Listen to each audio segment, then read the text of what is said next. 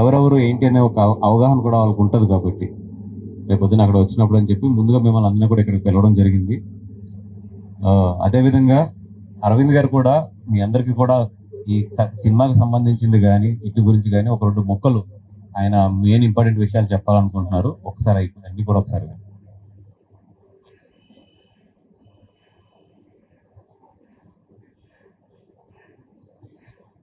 ఒకసారి ఎవరెవరో ఏంటో ఒకసారి పరిచయం చేసుకుంటే బాగుంటుంది. ఒకసారి ఎవరన్నా పరిచయం చేస్తారా?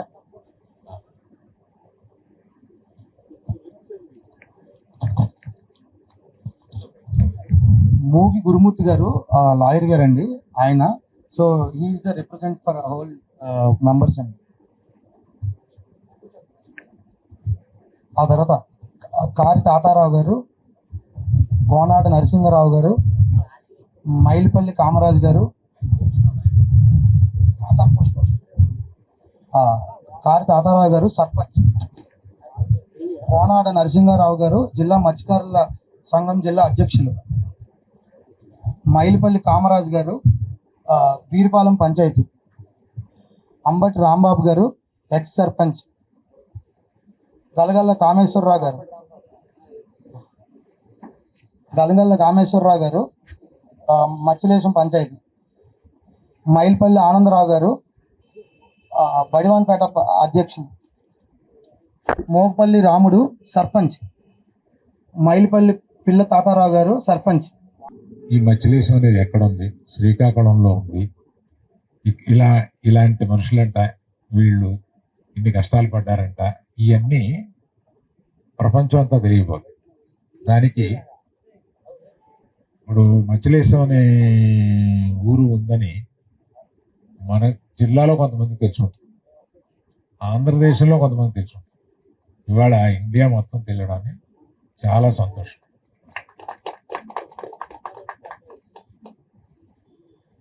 ఇవాళ యాక్చువల్గా మాకు ఈ క్రియేటివ్ ప్రాసెస్లో ఏం జరిగింది అనేది ఒకసారి మీతో చెప్పాలి.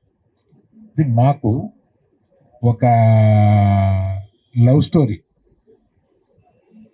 ఒక అమ్మాయి ఒక దేశంలో, ఒక అబ్బాయి ఒక దేశంలో ఉన్న ఒక లవ్ స్టోరీ తయారు చేయాలని అనుకున్నప్పుడు ఇలాగా వేరే దేశంలో అబ్బాయి ఇరుక్కుపోయినప్పుడు అమ్మాయి ఇక్కడ ఉన్నప్పుడు ఎలాగ ఈ స్టోరీ జరుగుద్ది అనే దాని మీద మొదలుపెట్టి, అంటే మనకి సిలోన్ నుంచి వెళ్ళిపోయి సిలోన్ జైల్లో ఉన్న వాళ్ళు ఉన్నారు, బర్మాలో ఉన్నారు, మన పాకిస్తాన్లో ఉన్నారు, విదేశాల్లో ఈ వాటర్లోంచి వెళ్ళిపోయి ఇరుక్కుపోవడం అనేది సర్వసహజంగా ఉంది. కానీ అందులో మాకు అర్థమైంది ఏంటంటే, ఇందులో మచిలీసంలో నుంచి వెళ్ళిన మనుషులు గుజరాత్ నుంచి దాటుకుని వెళ్ళి వెళ్ళిపోయారంట. అయితే మన కథని మన మచిలీసం వెళ్ళి వాళ్ళందరినీ అడిగి ఎలాంటి ఇన్సిడెంట్స్ జరిగినాయి అని ఈయన హెల్ప్ తోటి, కార్తిక్ హెల్ప్ తోటి ఇది చేశాం. కార్తిక్ గారు దాన్ని చిన్న కథ కింద రాసుకుని వచ్చి మాకు ఇచ్చారు. కాకపోతే అది యాజ్ ఇట్ ఈస్గా ఆయన ఇచ్చింది సినిమాగానే మార్చడానికి మూలం అవుతుంది తప్ప మళ్ళీ దాన్ని డైరెక్టర్ గారు దాన్ని ప్రేమకథ చేసి ఇలాగ అనేక మార్పులు చేస్తే కానీ జనరంజకంగా వాళ్ళ సూపర్ హిట్ అయ్యి, ఇప్పుడు ఈ సినిమాయే సరిగ్గా ఆడలేదు, ఫెయిల్ అయింది అనుకోండి, మచిలీసం అనే పేరు ఎవరికి తెలియదు, అది జనం ఏదో ఆడి వెళ్ళిపోతుంది. ఇవాళ ఇంత గొప్ప హిట్ అయింది కాబట్టి ఆ గొప్ప హిట్ అవ్వాలంటే మేము ఆ బోల్డ్ లిబర్టీలు తీసుకోవాలి. ఇందులో మా కథ ఇది కదా, మాది ఇది రాలేదు కదా, మేము ఇలా సహాయపడ్డాం కదా, ఇది అందులో రాలేదు కదా అని అనుకోవడానికి దయచేసి అర్థం చేసుకోండి. అది అవకాశం ఉండదు. అలాగే క్రియేటివ్ పార్ట్లో అవకాశం ఉండదు. ఏదో మా ద్వారంలో మేము స్క్రీన్ ప్లే రాసుకోవడం కోసం మేము వెళ్ళిపోతూ ఉంటాం. అందువల్ల అందరూ అది అర్థం చేసుకుంటారని చెప్పి తెలుస్తున్నాం. కాకపోతే మా గీతార్ట్స్ ఉన్నంతకాలం మా మనసులో మచిలీసం ఉంటుంది. మచిలీసం ఉన్నంతకాలం ఇంకో 100 సంవత్సరాలైనా మచిలీసంలో మన మీద ఒక కథ గీతార్ట్స్ వాళ్ళు తీశారనమాట ఇలాగాని మీరు అనుకుంటారు. అందుకని మన బంధం అటువంటిది. అందువల్ల మిమ్మల్ని అందరినీ ఇక్కడ వాళ్ళు తీసుకొచ్చి ఇలా మాట్లాడించడంలో, ఇలా కలుసుకోవడంలో మాకు చాలా ఆనందం ఉంది. ఏదో మీ అందరికీ ఒక చిన్న సత్కారం చేసుకుంటే మాకు తృప్తి. అందుకని థ్యాంక్స్ అండి. మన చైతన్య గారిని ఒకరు మాట. అందరికీ నమస్కారం. చాలా ఆనందంగా ఉంది ఇవాళ మిమ్మల్ని అందరినీ ఇలా కలవటం. మన తండేల్ సినిమా ఫిబ్రవరి 7వ తారీఖు రిలీజ్ అయింది. చాలా పాజిటివ్గా ఉంది.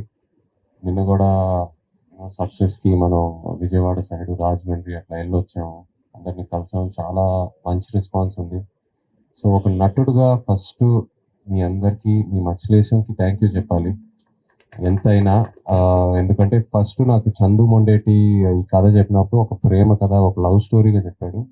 ఆ తర్వాత ఆ లవ్ స్టోరీ వెనకాల ఒక పాయింట్ చెప్పాడు, ఏదైతే మచిలేశం నుంచి కొంతమంది మత్స్యకారులు వెళ్ళి పాకిస్తాన్ జైల్లో ఇరుక్కొని వాళ్ళకి ఫేస్ చేసిన కష్టాలు అదంతా ఈ పాయింట్ కూడా నాకు చెప్పాడు ఆ లవ్ స్టోరీతో పాటు. అది విని నేను చాలా ఎక్సైట్ అయ్యాను. అండ్ ఆ తర్వాత కార్తిక్ని కలవటం జరిగింది. కార్తిక్ కూడా నాకు అన్ని ఇన్సిడెంట్స్ చెప్పడం జరిగింది. ఆ ఇన్సిడెంట్స్ బేస్ చేసుకొని నేను చాలా ఇన్స్పైర్ అయ్యా. ఒక అద్భుతమైన కథ ఉంది దీంట్లో, ఒక హీరోయిక్ అయిన కథ ఉంది దీంట్లో, తప్పకుండా చేయాలని. ఆ తర్వాత మీ మచిలేశంకి రావడం జరిగింది. అప్పుడు నాకు మచిలేశం గురించి తెలిసింది, అక్కడ రావడం జరిగింది. అక్కడ ఉన్న వాళ్ళందరితో ఇంటరాక్ట్ అయ్యి వాళ్ళ కథలు, వాళ్ళ కష్టాలు, వాళ్ళ లైఫ్ స్టైల్ ఏంటి, వాళ్ళు ఎలా ఉంటారు అన్నీ చూసుకొని ఆ తర్వాత నా క్యారెక్టర్ని డిజైన్ చేశాను. సో అందరు కథలు కలిపి నా రాజు క్యారెక్టర్ అండ్ సత్య క్యారెక్టర్ ద్వారా చూపించాము. అండ్ దానికి మీ అందరికీ థ్యాంక్ యూ చెప్పాలి. అండ్ అలాగే కార్తిక్కి థ్యాంక్ యూ చెప్పాలి. అండ్ అన్నట్టు కూడా మేమందరం మచిలేశంకి వచ్చి శ్రీకాకుళంకి వచ్చి ఒక సక్సెస్ మీట్ లా కూడా చేయాలనుకుంటున్నాము. దానికి మీ సపోర్ట్ ఖచ్చితంగా మాకు కావాలి. అక్కడికి వచ్చి గ్రాండ్గా సెలబ్రేట్ చేయాలని అనుకుంటాం, ఎందుకంటే ఈ కథ పుట్టింది అక్కడి నుంచే. సో మీ సపోర్ట్ కావాలి. Thank you very much. ఇప్పుడు అంటే ఈ సినిమాకి మీరందరూ చూసే ఉంటారు. సినిమా సత్య అండ్ రాజు అనే రెండు క్యారెక్టర్ల ద్వారా చాలా జరిగిన ఇన్సిడెంట్స్ని ఆ రెండు క్యారెక్టర్లకి జరిగినట్టు మేము ఒక స్క్రీన్ ప్లే కింద రాసుకుని వెళ్ళాము. అదేవిధంగా మీలో చాలా మంది ఇక్కడ కూర్చున్న వాళ్ళు చాలా మంది వాళ్ళ వెనకాలే ఉన్నారు, వాళ్ళని ఢిల్లీ వరకు తీసుకెళ్లారు. మీరందరూ కూడా చాలా మంది వాళ్ళకి లెటర్స్ రాయడం దగ్గర నుంచి, లేదంటే ఒక అప్లికేషన్ ఎట్లా పెట్టుకోవాలి, లేదంటే దీని ప్రాసెస్ ఏంటి, ఇవన్నీ కూడా ఇక్కడ కూర్చున్న చాలా మంది వాళ్ళకి ఉపయోగపడి ఉంటారు. అట్లాగే వాళ్ళని బయట తీసుకురావడంలో చాలా మంది పాత్రలు ఉండుంటాయి. ఈ పాత్రలు మీతో పాటు అక్కడ ఆ ఊళ్ళో లేడీస్ కూడా చాలా మంది ఫైట్ చేశారు. సో ఇవన్నీ కలిపి మేము ఒక పాత్రకే తెచ్చుకోగలం. లేదంటే ఇప్పుడు ఆ సినిమాలో 21 మంది కథలు చెప్పాలి మీకు. అట్లాగే ఫైట్ చేసిన వాళ్ళు 15-20 మంది ఉంటే ఆ 20 మంది కథలు చెప్పాలి. అదంతా కూడా చెప్పలేము. అవన్నీ ఏం చేస్తామంటే, ఇప్పుడు సపోజ్ నాకు కొంచెం ఆయన అప్పుడు ఊరు వెళ్ళినప్పుడు కూడా నాతో పాటు నడిచి మీరు చెప్పారు, ఏమండి నేనే తీసుకెళ్ళానని. మా బ్రెయిన్లో టక్కన ఏంటంటే దీని వెనకాల ఒక లాయర్ గారు ఉన్నారు. అయితే ఆయన ఎక్కడెక్కడ మేము పెట్టుకోగలము, లేదా ఒక సీన్లో ఎక్కడన్నా ఎట్లా వెళ్ళిపోతాయి తప్పితే, ఇప్పుడు అక్కడ ఎవరో ఎంపీ గారు హెల్ప్ చేశారు, అవన్నీ కూడా చిన్న చిన్న సీన్లోనే వెళ్ళిపోతాయి అవన్నీ కూడా. అంతే తప్పితే ప్రతి ఒక్కరి కథ చెప్పాలంటే ఈ సినిమా 2 రోజులు పడుతుంది పొద్దున్న స్టార్ట్ చేస్తే. అందుకని చెప్పి ఇది ఒక జరిగిన కథను ఒక సినిమా విధంగా సినిమాటిక్ గా చెప్తున్నా. అదొకటి మీరు అందరూ అర్థం చేసుకోండి.